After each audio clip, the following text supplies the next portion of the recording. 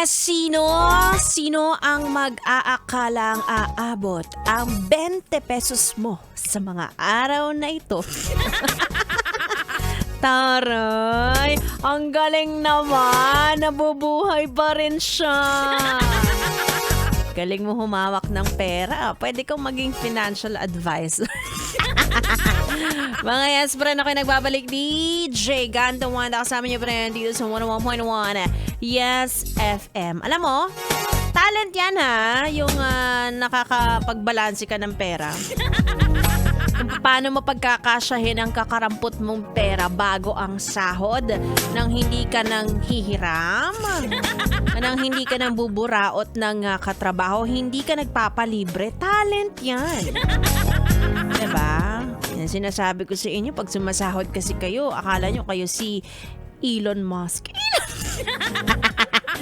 Diba? Pero alam nyo ba na marami naman magandang epekto yan eh. Yung mga ganyang sitwasyon na kapag konti na lang ang pera mo, natututo kang magtipid, nakakapag-diet ka, natututo kang tumanggi sa mga yaya ng mga kaibigan mo. Diba? Kaya mong tanggihan ang mga samgyupsalan. Diba? So, gali mo naman, magiging down to earth ka. Kasi wala kang karapatang magyabang. Sino ka riyan? Sino ka riyan pag 20 pesos na lang ang pera mo? Diba? Sabay-sabay nating i-gaslight ang ating mga sarili na meron pa rin namang positive side ang ang petsa de peligro situation. Diba? Nakakaloka. Tsaka pag ganyang wala kang pera, nagkakaalaman talaga kung sino yung mga tunay mong kaibigan. Yung mga handang sumalo sa'yo sa panahong gipit na gipit ka, mga handang magpautang.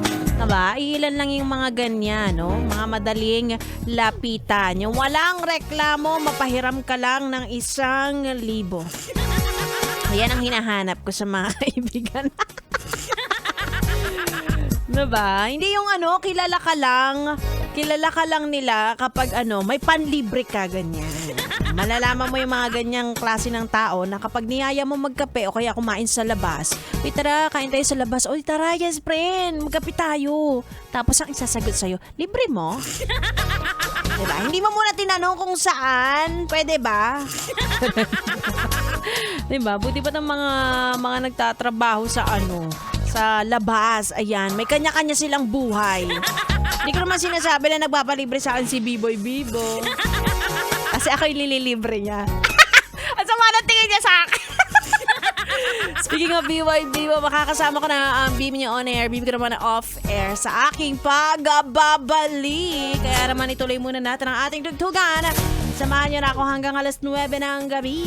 Dito lang sa stasyong number 2.